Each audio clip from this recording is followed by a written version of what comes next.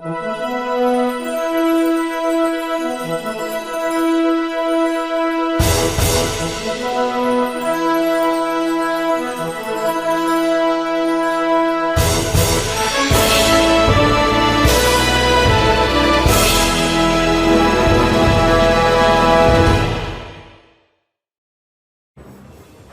reports came from England. This was not just a UFO sighting, it was essentially a security incident. Also from the United States and Belgium. They were violating airspace rules. The Belgian Air Force had to do something about it. Massive triangular-shaped craft hovering in the sky. Many around the world claim to have seen them during the Cold War. But what were they? Government takes them very seriously, not because they necessarily believe they're extraterrestrial, but they are concerned about the Soviet Union and the threat it poses. At the height of international turbulence, something caused even more distress. A black triangle frenzy. We don't know what it is. It doesn't mean extraterrestrial. It doesn't mean government cover-up. It doesn't mean your pet theory is right. It just means I don't know.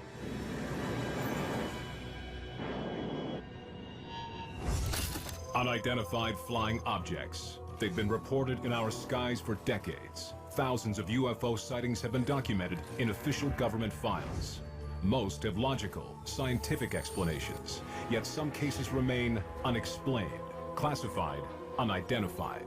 Can newly released files reveal the truth behind these UFO encounters?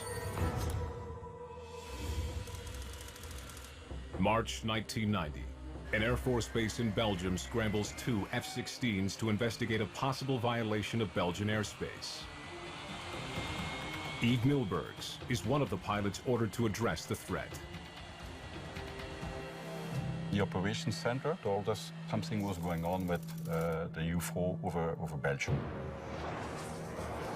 Captain Milbergs has been briefed with a description of the object given by an eyewitness on the ground.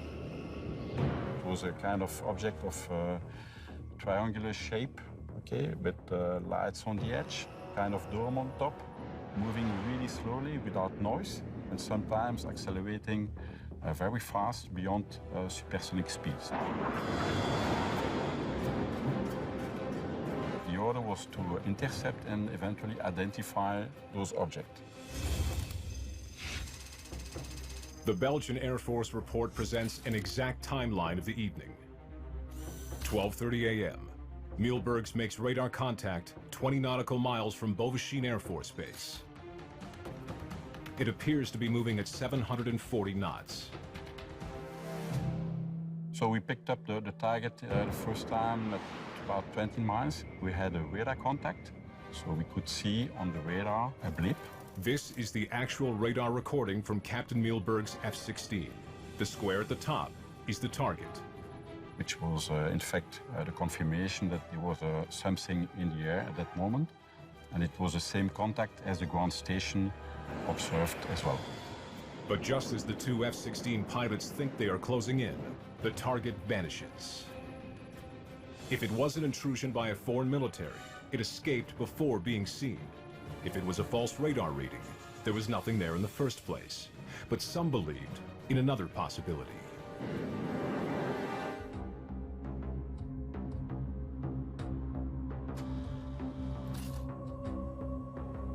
In the months leading up to this incident, hundreds of Belgians had reported seeing triangular aircraft.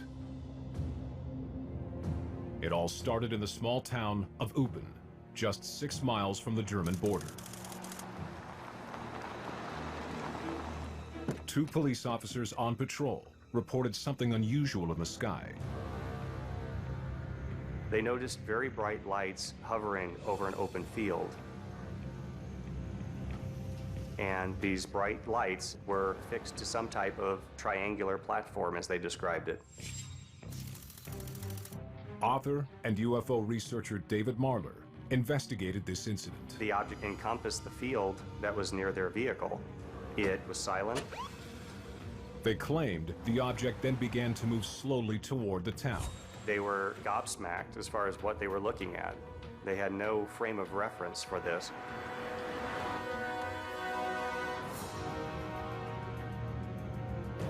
The initial 2 police officers who saw it light up the field, they followed it for a while. Author and investigative journalist Leslie Kane has interviewed many who claimed to have seen something that night. And it ended up over Lake Gillespie. They watched the thing for over an hour sitting above Lake Gillespie. And what they saw was something extraordinary. The craft was releasing a red light ball that was shooting out horizontally along the surface of the lake, and then it was pulling it back in. Then, the 2 officers say they saw a second triangular UFO rising up over a row of trees by the edge of the lake, then hovering silently alongside the first UFO. They contacted the dispatcher in Yupon, and he laughed and said it might be Santa Claus, coming in to land. And they stated that we're not joking, this is something very serious. During this period, there were many reported sightings of unidentified triangular craft all over the Belgian countryside, but no photos, video, or other hard evidence to confirm their existence. Instead, many of the witnesses sketched what they claimed to have seen. The drawings are strikingly similar. Ever since the sightings in Belgium, there have been thousands of similar reports all over Europe and North America. Black, delta-shaped flying objects that became known as black triangles. Could these sightings be explained by some natural phenomena? Could they be a case of mass delusion? Or do they defy explanation? In the 90s, black triangles usurped saucers for a while. Michael Shermer is a science author and publisher of Skeptic magazine. People say, well, I saw these weird lights in the sky. It was 6 p.m. It was just getting dark and it was sort of triangular shaped and then zoomed off. So that makes a big story. After the first sightings over Eupen in November of 1989, Belgian UFOs became the media topic of the day. Reporters asked if alien spacecraft were hovering over the country. Amid the increasing publicity, Belgians made over 500 claims of UFO sightings. Authorities found themselves in a UFO wave. Some call it a frenzy, a phenomenon that some say has more to do with psychology than reality. UFO sightings are by definition unidentified, so we don't know what they are. Dr. Roger Lanius is an associate director at the Smithsonian National Air and Space Museum. One of the things that tends to happen with many people is that when they believe certain things are out there, any piece of evidence that they can come up with that might confirm that, they latch upon. Psychologists call this confirmation bias, the tendency to seek out only information that confirms one's beliefs. Confirmation bias is the tendency to find confirmatory evidence for what you already believe and discount or rationalize disconfirming evidence. That is, we remember the hits, we forget the misses. But whether the black triangles were real or imagined, the reports kept coming. Even with no hard evidence, officials took notice. Which is perhaps why the Belgian Air Force scrambled 2 F-16s to investigate a report at the height of the UFO wave. It was an attempt to pin down some hard evidence and confront what could have been a tangible threat. The Belgian Air Force was concerned about this and had to take some action because there was something invading their airspace. The night's events began to unfold before 11 p.m. An off-duty police officer reported seeing 3 strange lights over the town of Jean-Bleu. He said the lights form a triangle. The Belgian wave really came to a head on the night of March 30th, 1990. This involved sightings being reported by the citizenry in several municipalities.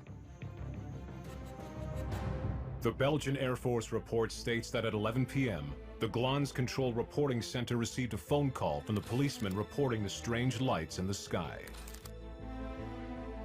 15 minutes later, their military radar picked up an unidentified object moving very slowly at 25 knots towards the west. Then, another Air Force radar station center confirmed the target in the same position. Glans Control gave the order to scramble jets. Pilot Yves Milbergs picks up the target on his radar about 7 nautical miles away. He still can't see it. It was dark, there was no lights at the object, and we couldn't see anything.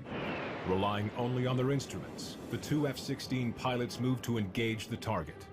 If it's a breach of Belgian airspace by a foreign military, what Milbergs does next could spark an international incident. Over an hour after an off-duty police officer reports a strange object in the sky, two F-16s are closing in on their target. Captain Milbergs has a radar lock-on. He's just about to intercept when the target suddenly appears to take evasive action. The target was rapidly reacting, changing heading and attitude and speeds. The target starts to move radically around the pilot's radar screen. The performance of that object is really outstanding. We had speeds going from very low speed until supersonic speed, so it was quite difficult to intercept that target. The Air Force report says the pilots managed to lock onto the target 3 times, but each time it evaded them. The report states the object appeared to accelerate from 150 to 970 knots, or almost 1,200 miles per hour, in just a few seconds. We could manage to close in, and the closest distance we could achieve was 5 nautical miles. The pilots made 9 attempts to intercept the object, but they never actually saw it with their own eyes. It existed only on radar. That's basically an identified object. What is that object? Because so far we still don't know. But Belgian officials still needed an explanation for the numerous eyewitness reports. They turned to Air Force Chief of Operations, Colonel Wilfred de Brouwer, who proposes a theory. The only thing you could think about was that it could be some kind of stealth technology from America. It's conceivable that some of them might be testing programs for exotic types of flying vehicles. That has happened in the past. There were sightings, for instance, in the 1970s and early 80s, before the programs were revealed, of stealth technology that was being tested. This Department of Defense intelligence report reveals that Colonel de Brouwer contacted officials in the United States about 2 top-secret stealth planes. The F-117 Nighthawk and the B-2 stealth bomber. They are both black and have an unusual triangular shape. Is it possible that one of these aircraft was behind the eyewitness reports of that night? He was informed very clearly that it was not. And this is written up in an official American document, that the Americans informed him that it was not one of theirs. Either it was a straight denial, or the Pentagon was hiding the test of a secret aircraft. It's always a remote possibility that something that people see in the sky could be a classified program under test. Bill Sweetman is an aviation writer and expert in top-secret military projects. The late 80s were a time when the black project world was expanding very fast. Could the Americans have been secretly testing new aircraft in that area? The triangles could conceivably be aircraft. There have been aircraft designs studied that look like that. Belgium's location near the eastern front of the Cold War could have made it an enticing test site. There might be a few reasons why you'd test a secret aircraft outside the US. You might want to test it against different defensive systems. You might want to fly close to the former Soviet Union and just see if anything would pick it up. If the sightings were of top-secret American aircraft, the US might officially deny their existence, even to their allies. With the public demanding answers, Colonel de Brouwer made an unprecedented move and called a press conference. He qualified his statement with many ifs, as he could not rule out a radar error. L'objet, s'il y en a eu un, a accéléré à une vitesse qui était tout à fait en dehors du domaine de vol d'un avion conventionnel. The Belgians released the radar recording from the cockpit of Captain Milberg's F-16 and invited expert interpretation of what can be a fickle technology. Radar is generally reliable, but like any other technology, there's going to be a residue of anomalies of stuff that happens we can't explain. And so like with everything else in science, what do you do with that residue of anomalies? Nothing. We just can't explain everything. So a radar operator sees a blip is there, the blip is gone, what was it? But I don't know.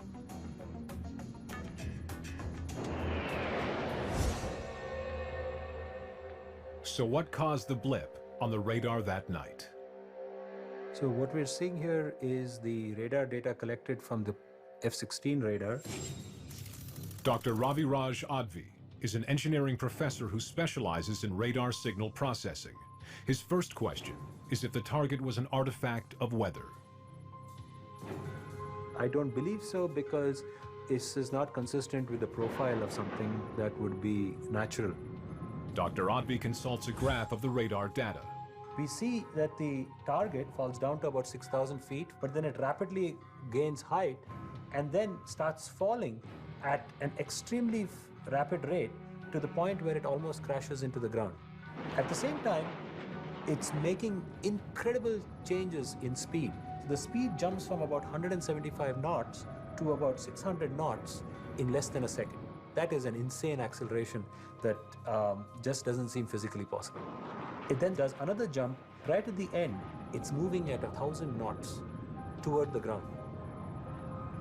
We haven't recovered any debris from any crashes, right? But it should have crashed. The extreme acceleration captured on the F-16's radar is beyond the performance of any known aircraft. But Dr. Advi may provide an answer to what Captain Mielbergs pursued that night. His examination suggests not an alien spacecraft, but a military hoax. It is my feeling that this is a fake target created by an electronic countermeasure system to spoof this radar. It's a technique known as radar jamming. This kind of technology is used by military defense applications. They are used to create false targets so that an enemy radar believes that there are many aircraft out there while there are really none. It's a fascinating theory and could explain this particular incident, especially since the flight crew never actually saw an object. We still don't know exactly what happened that day, that's for sure. We know what didn't happen, that's for sure. It was not a meteorological phenomena, it was not a helicopter, it was not a prototype and stuff like that. But it's still unidentified object so far. After the Air Force incident ended with nothing but odd radar readings and unanswered questions, Black Triangle sightings decreased. The frenzy in Belgium died down. But 3 years later, there was another mysterious incident, this time in Britain. I think within hours, it was clear that we really did have a staggeringly significant event on our hands.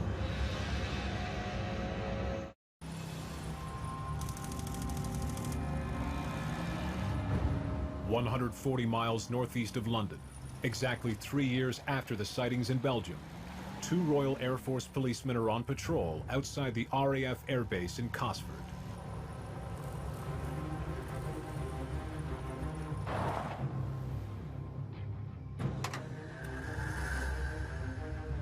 According to their report, A patrol of Air Force police stopped their car, got out, and looked directly overhead. They saw 2 bright white lights, but they weren't able to ascertain whether or not they were separate objects or lights on the underside of a much bigger craft.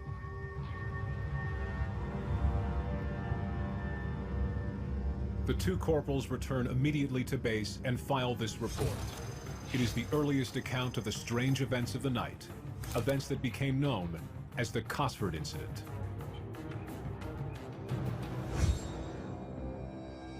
This is RAF Cosford, where the UFO sighting actually took place.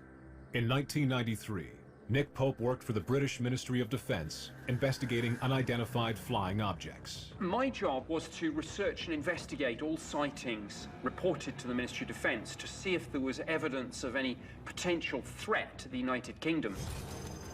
This is Pope's official Ministry of Defence report. It documents the most prolific wave of UFO sightings in British history. This sighting at Cosford really kick-started an investigation which was to bring in dozens and dozens of other reports, including sightings of large triangular-shaped craft. It wasn't just military personnel who filed reports. 10 minutes after the sightings at RAF Cosford, there are more reported sightings 18 miles northeast of the base.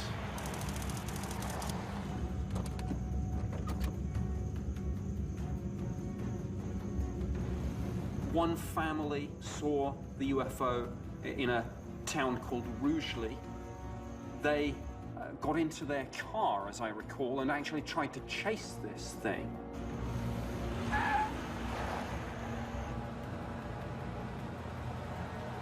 One of the witnesses described this vast craft passing directly overhead. They heard a humming sound coming from it, and they thought that this thing was so low that it had actually landed in a field in a place called Hazelside. And when they got to the area, there was nothing to be seen. There were also no impressions on the ground to indicate that anything had landed. The RAF police determined that no military or civil aircraft activity had taken place that night that might explain these sightings. This was not just a UFO sighting, it was essentially a security incident. As military police at RAF Cosford secured the base, just 20 miles away at a second military base, the meteorological officer on duty reported seeing a similar unidentified flying object. He described it to me as a vast triangular or delta-shaped craft. He saw a pencil-thin beam of light shoot down from this craft and track backwards and forwards. He said almost as if it was looking for something. Then he said after a few minutes, the UFO accelerated away to the horizon many times faster than a military jet. And he said, well, look, I see fast jets on an almost daily basis. This was orders of magnitude above and beyond that speed. While stories like this sound persuasive, eyewitness testimony is often unreliable. Eyewitnesses misperceive things, they distort things, they retell things, and not just people that see UFOs, people that see anything. We know from research that, eyewitness accounts are not reliable. Mine's not any better than yours, and, so we have to actually have physical evidence, or else we don't really have a case. But eyewitness accounts were all there was to go on. 200 of them, over 8 hours, from all over southern England.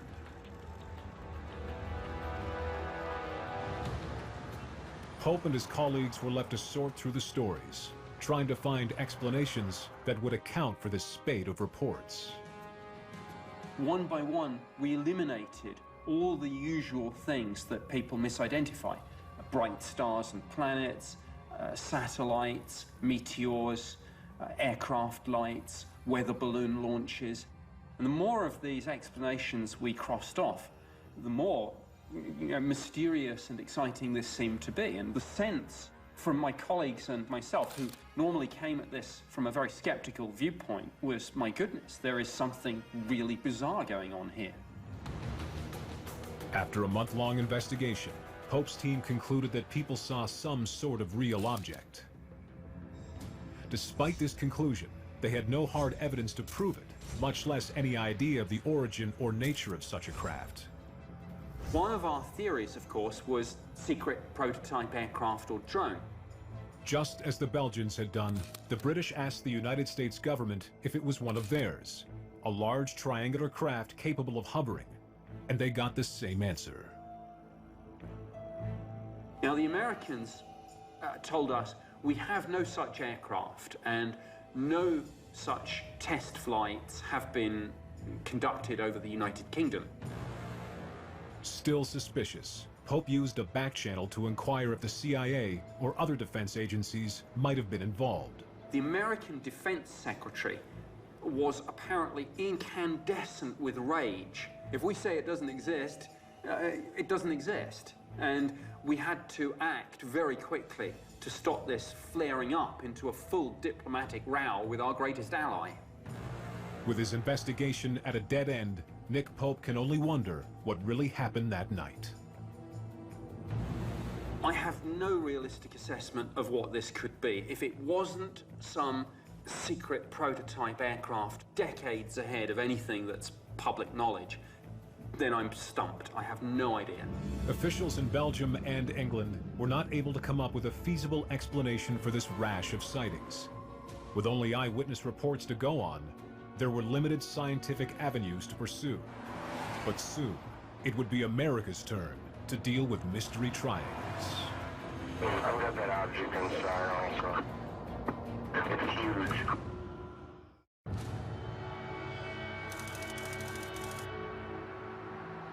In St. Clair County, Illinois, Officer Ed Barton is on overnight patrol when he receives a call from Central Police Dispatch. Well, this is a 6 call from Highland PD. As he gets the call, Officer Barton is driving south on the main road into the small city of Lebanon. This is the actual police recording from that night. The truck driver just stopped in and said there was a flying object in the area of Lebanon. This recording presents a minute-by-minute account of the strange events that unfolded in Illinois. It's very rare that we have official documentation that chronicles the wave of sightings as it was taking place. Journalist David Marler is a member of MUFON, the Mutual UFO Network, which investigates UFO sightings. In 2000, Marler looked into this case. The overall tone of the recordings at first were somewhat lighthearted and jovial. It was like a 2-story house. It had white lights and red blinking lights. Buster, could you check the area? If I see it, I'm not saying a word. Officer Ed Barton, he was ready to simply write it off. But then he noticed lights moving toward the east part of town. Upon closer approach, he realized that the lights were affixed to a large triangular object that was low altitude. To be advised, there's a very bright white light east of town. Also, there's maybe an aircraft. It doesn't look like an aircraft, though. In my personal investigation of the case, I spoke with Officer Ed Barton from Lebanon, Illinois. This is the statement Officer Barton gave to David Marler 10 days after the event. In it, he says that the object hovered at about 1,000 feet, almost directly overhead. Officer Barton stated, as this object was hovering above me, every aircraft that I've ever seen or know of makes some type of noise. This aircraft made no noise. After several minutes, he claims the object pivoted and sped toward the southwest at high speed. He wonders if it's some kind of experimental military craft. Would you contact Scott Air Force Base to see if they have anything flying in this area, please? Scott Air Force Base is only 3 miles away. Officer Barton thinks it could be one of theirs. It's heading westbound now. It should be really close to Scott now. Matter of fact, if the shadow officer looks up, they can probably see it by now.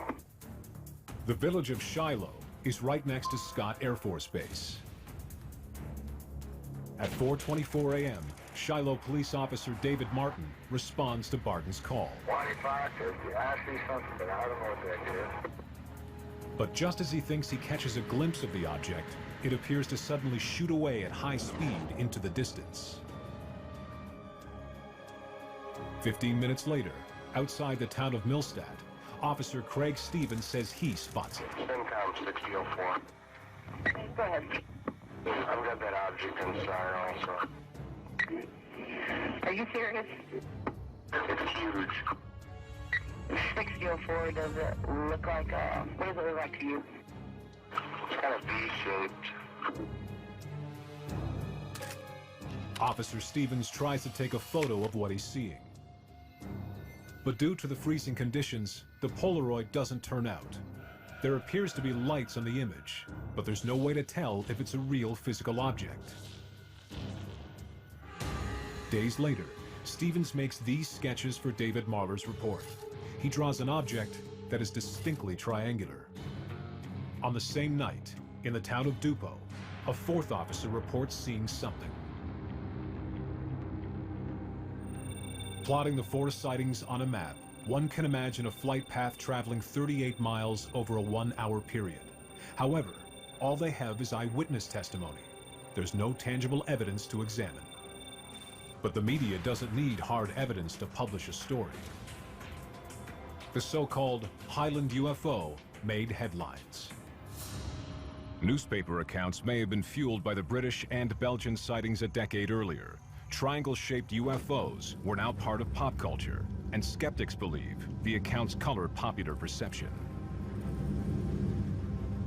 UFO frenzies usually begin with either a single sighting or a sighting that was witnessed by multiple people.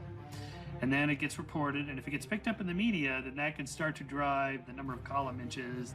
Then what becomes the story is not the UFO sighting, it's the event surrounding it. And that's the beginning of a myth. That's how myths are created. The biggest problem with UFO investigators is that they almost all believe. They're not objective enough. They're too driven by what they would like to be true. They do have a preconceived belief that UFOs are out there, that they are extraterrestrial in origin, and they are searching for evidence of that. And they are spring-loaded to find that evidence. Since I personally do not believe we are being visited by extraterrestrials, I'm spring-loaded in the other direction, and I'm willing to admit that. David Marler investigates UFO sightings for MUFON, an organization that believes UFOs may have alien origins. Marler's research, like the Belgians and Nick Pope before him, began by trying to rule out the military. I was mainly interested in seeing if the military was testing any type of experimental aircraft that might have been in the area. The fact that it was seen near a major military installation warranted that question. The estimated flight path of the alleged UFO shows it would have flown within 2 miles of Scott Air Force Base. The police and military declined to comment. Then, David Marler took the investigation a step further. I filed a Freedom of Information Act request with Scott Air Force Base, and I have the official documentation as a result. In a letter dated 2 weeks after the event, the commander of Scott Air Force Base responded to Marler's questions. They came back and stated negative, that they had no military aircraft in the area. They weren't testing or supporting the test of any vehicle in the area at that time. Marler then requested the radar data, hoping to get at least some hard evidence from that night. They stated that at the time of the UFO sighting, their radar systems were down. They were not operating. Military answers are often elusive with regards to questions that could be prying into top-secret programs. So, with compelling eyewitness reports, but limited evidence to go on, Marler tries to connect the dots. Initially, I thought it was military in origin. It seemed to be the most practical explanation. But when we look at the eyewitness testimony, when we look at the description of this large triangular UFO, it bears striking similarities to Belgium, to Cosford. And at this point, we have to look at this information and come away with the fact that these witnesses are essentially describing the same type of object, if not the same object. Bill Sweetman also sees a link between the objects. There are conceivable aircraft that would account for some of the phenomena that people have described as black triangles, would account for some of the things seen at Cosford, some of the things seen in Belgium. But most of what has gone on in the black world, we really don't know anything about. Most top-secret projects tested in the 1980s and 90s have not been declassified. I would think that there have been tens of programs over the years that have at least reached the flight test stage. We know of perhaps 2 or 3 that have been declassified. So perhaps 10% of what has happened we know about. Could the reported black triangles turn out to be ultra top secret projects not yet disclosed to the public? Marler turns to the past to explain the present, digging into the historical record to shed light on the mystery. When we look at the history of the reports of triangular UFOs, I knew that the reports went back several decades. I had no idea how far back they in fact went. One of Marler's sources for UFO research is the U.S. military itself. From 1947 to 1969, the Air Force investigated thousands of UFO sightings out of genuine concern for national security. The United States Air Force is constantly on the alert, 24 hours a day. We're interested in anything that flies in our atmosphere. It began with Project Sign, continued with Project Grudge, and officially became known as Project Blue Book in 1952. The three projects comprised the largest government investigation of UFOs ever undertaken. This was an extensive collection of over 12,000 reports that the United States Air Force investigated, collated, and analyzed. The effort was spurred by a glut of sightings during the Cold War, when a cloak of paranoia influenced everyday America. With international tension tripwire tight, the military took any reported anomaly as a possible threat. As the Cold War is heating up in the latter part of the 1940s, we see a lot of these reports, and the government takes them very seriously, not because they necessarily believe they're extraterrestrial, but they are concerned about the Soviet Union and the threat it poses. Project Blue Book's objectives were to scientifically analyze UFO data and determine whether UFOs posed a threat to national security. Of the more than 12,000 Project Blue Book UFO sightings, the vast majority were explained as birds, planes, stars, or clouds. 6% had no conventional explanation, and the Air Force classified them as unidentified. One file is known as Incident 398, a triangular UFO sighting in Baltimore in 1949.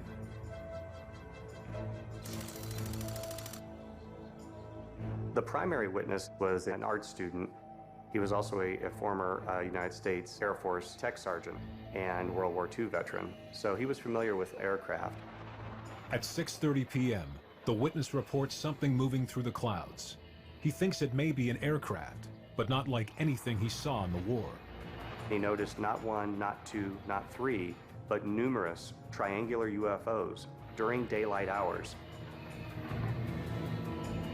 Project Blue Book states that the eyewitness reported seeing approximately 15 to 20 V-shaped objects flying in circular formation. He remarked that they did not look like any conventional aircraft he knew of. They were black, very maneuverable, and capable of great speed.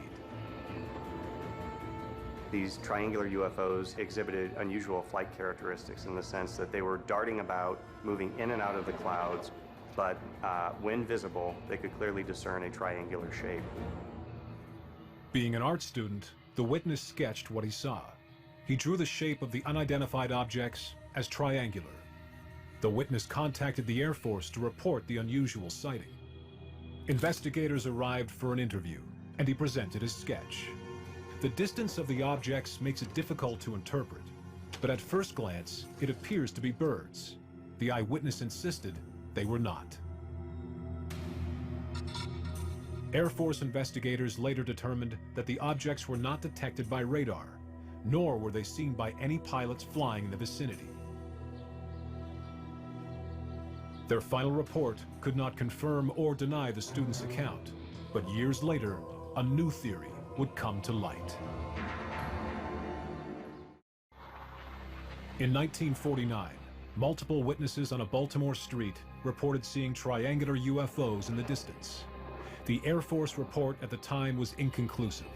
Now, UFO investigator David Marler is combing through history looking for answers.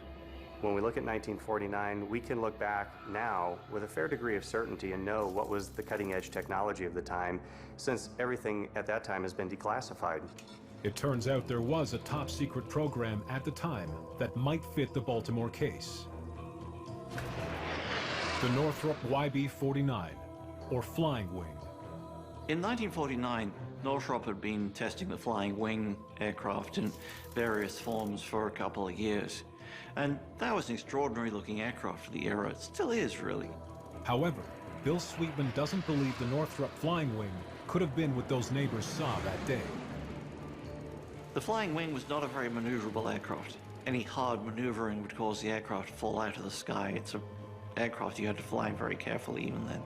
And if you've got people claiming that they're seeing multiple flying wings at any given time in the 40s or 50s, it just didn't happen.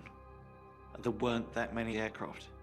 Marler's own investigation ends just as the Air Force's had in the 1940s, inconclusive and unsolved. When we look at the official investigation by military authorities, there is still no plausible explanation for these sightings.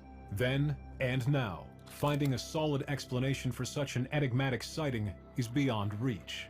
With no photographs, no radar detection, and only a handful of eyewitnesses confined to a single Baltimore street, it is one of the more questionable and difficult to solve cases found in Blue Book. There's now declassified reports from the CIA in which their science and technology panels that were looking at these incidents would always come back to, we may not be able to exactly explain what was taking place here, but there's no evidence to indicate that this is a national security threat. The Baltimore case was one of several Air Force investigations into black triangles during the 1940s and 50s.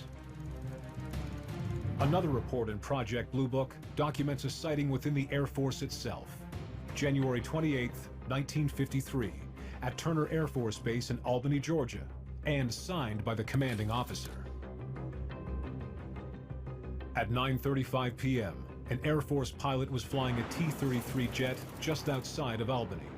The pilot was a seasoned officer with 11 years experience and 3,100 hours of flying time. On a routine night flight, he reported something strange in front of him. He thought, I'll increase in altitude. If it gets larger in my windscreen, then obviously it's something that's in the atmosphere and I should be able to identify it. If it doesn't get larger, then it must be a star or a planet. Before he knew it, the light which was above him was now below him, which immediately ruled out satellite, star, or planet.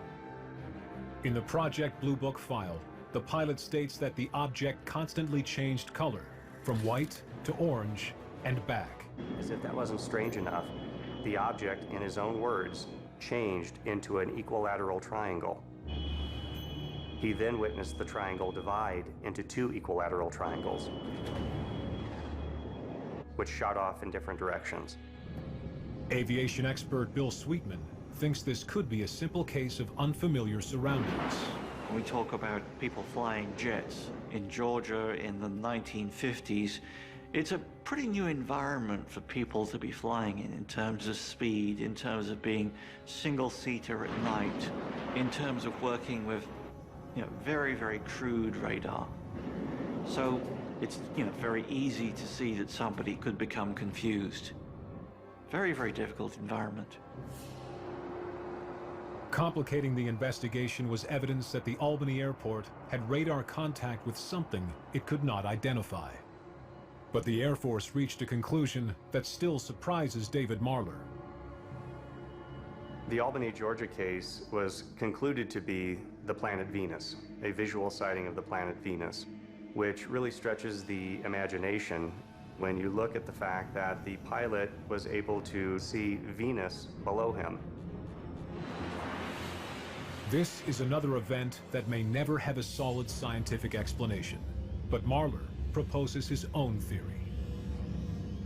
It really makes me lean towards the fact that some, underline that 3 times, some of these triangular UFOs may be of non-terrestrial origin.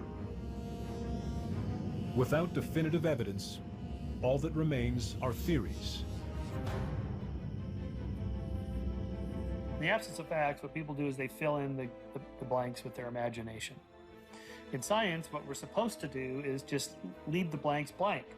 You just keep working on it, and you don't fill it in with your imagination. Skeptics argue that it's a matter of critical thinking.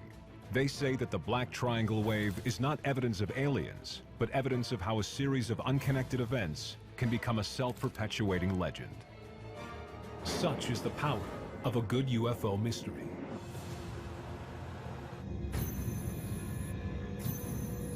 The universe is massive. You can't even begin to understand how massive. And clearly, that would suggest that there are other planets that could support life, and probably do. But there's a world of difference between that belief, which I think most of us share, myself included, and believing that some entity or some several entities from out there are visiting us. There's just no good reason to reach that conclusion. Bill Sweetman believes that the mystery exists only in the realm of human perception. I think the most likely explanation for most unidentified flying object sightings is that people saw something that wasn't really there. People not being delusional, people not being crazy, people just being bad eyewitnesses. Finally, consider the long shadow of secret government programs.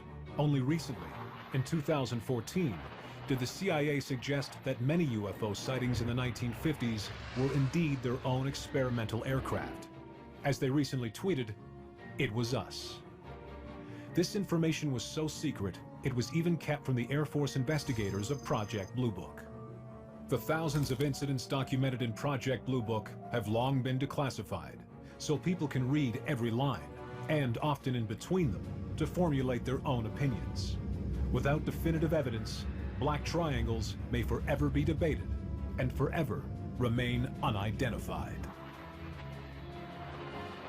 An unsolved UFO case is rather like an unsolved crime. I'm skeptical that we'll ever get a definitive explanation of this, but of course I hope that some new information does come to light and we finally solve the mystery.